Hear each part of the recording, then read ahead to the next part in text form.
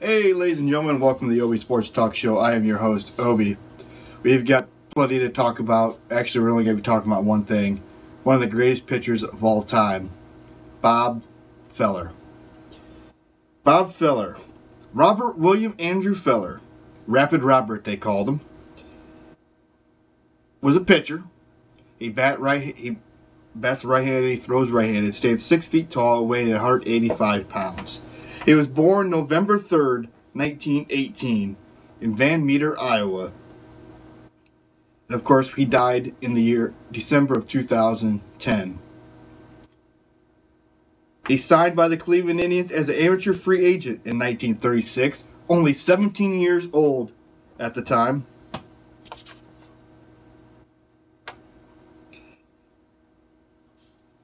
He played for the Indians for 18 seasons from 1936 to 1956.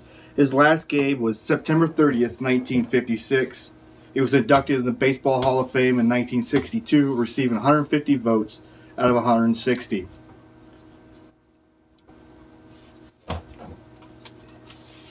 In his 18 seasons with the Cleveland Indians, which for somebody to pitch that many years with one team is very rare. Even especially in baseball today, you don't see too many guys sticking with a team longer than maybe 3 years. Half the time they're out, gone, they're bouncing from team to team. You're seeing more and more of that as the years progress on, and I think we'll see even more of it. But Bob Feller pitched for the Indians for 18 seasons, the only team he ever pitched for in his entire major league career. He won 262 games. He lost 162, was an ERA of 3.25, striking out 2,581 batters. Pitched in two playoff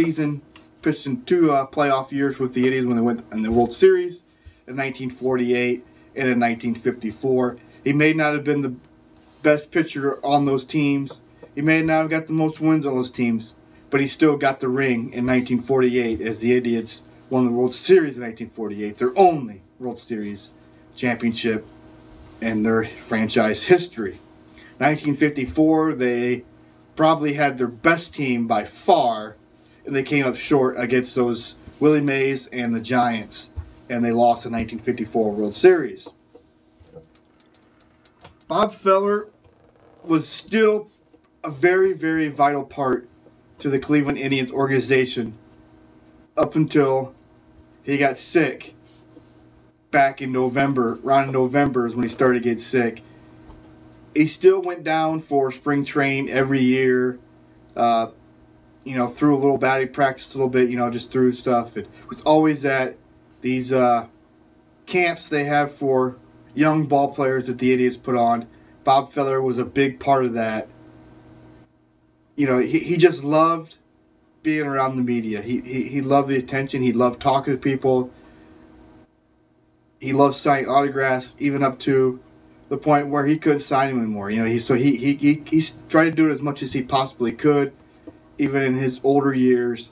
The Indians had a special seat for him in Progressive Field at the Indians games. He was at every single Indians game that he possibly could be at. He tried to make every single one of them, depending on his health. Because he was healthy, he was there. He is one of the 100. He is one of the greatest 100 greatest Indians of all time. He has made that list. Of course, he's going to be on there. He was a phenomenal pitcher for the Cleveland Indians. He's the only pitcher to this day to throw a no-hitter on opening day. I'm sure somebody eventually will do it again, but at this time, Bob Feller, or Rapid Robert as he was called, is the only one to do that. He's thrown several no-hitters in his career. He just was loved by so many people, and he's greatly going to be missed by the organization, by the fans, by the city of Cleveland itself. And it's a shame that, one of the things that when they were interviewing Bob Feller not too long ago, before he got sick and everything, he said that he would love to see the Indians win a World Series in his lifetime again. You know, and he's seeing him doing 1948 and seeing him come close in 54 and then 95 and then 97. It's something he always wanted to do. He always wanted to do again was see be in the stands when the Indians won the World Series. Unfortunately, he will not get to see that happen. So hopefully, maybe he'll be watching up from above, and he can nudge.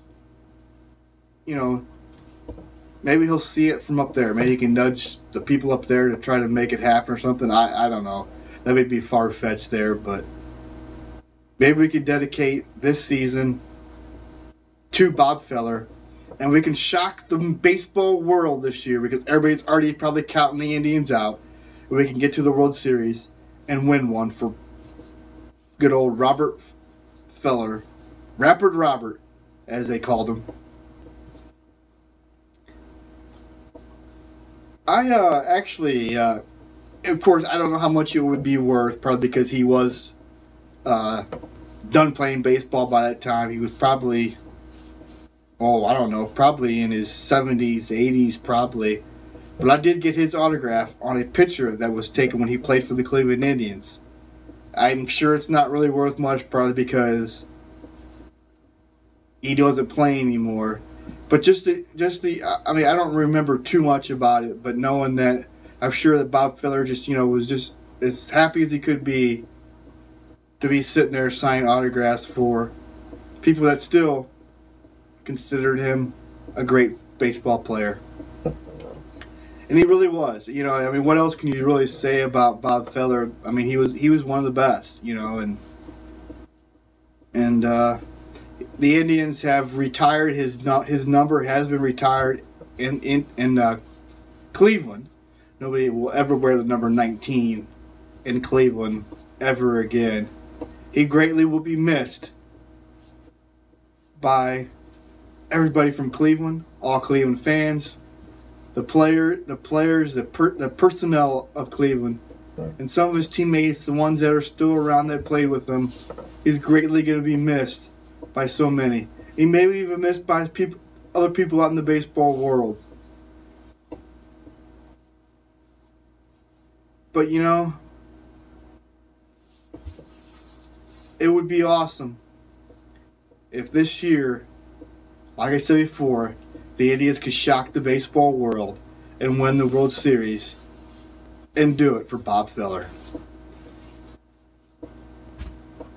I hope you enjoyed this special history piece that I put together on Bob Feller, one of the greatest pitchers of all time, one of the greatest pitchers in Cleveland's history of all time. It would have been awesome to watch Bob Feller pitch.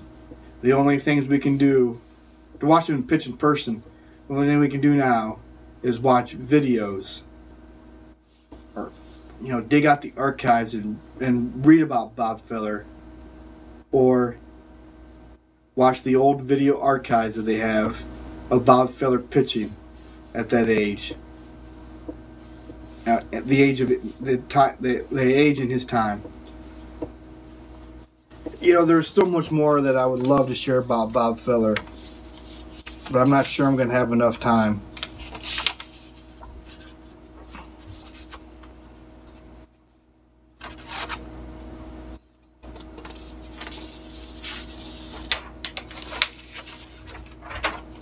To think that in 1938, at the age of 19, he only made $15,000. In 1953, $40,000. 1952, $50,000. Bob Feller, one of the greatest pitchers of all time. He is in the Hall of Fame, where he should be. Because by far, he is one of the greatest pitchers of all time. He was, like I said, he was inducted to the Baseball Hall of Fame in 1962. He was in the All-Star Game in 1938, 1939, 1940, 41, 46, 47, 48, and 50. He was the Major League Player of the Year in 1940. 1940 was a Triple Crown winner, the AL Triple Crown. In 1951, he was the ALTSN Pitcher of the Year.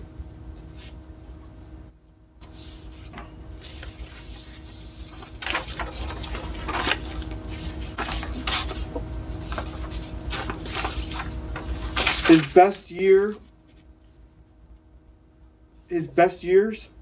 1939, 24-9, with an ERA of 2.85. 1940, 27-11 with 2.61. In 1941, 25-13 with 3.15. 1946, 26-15 with an ERA of 2.18. 1947, 2011 with 2.68. And in 1951, 22-8 with an ERA of 3.50. He averaged 17 wins a season and only 10 losses. His average ERA and 162 game average was 3.25.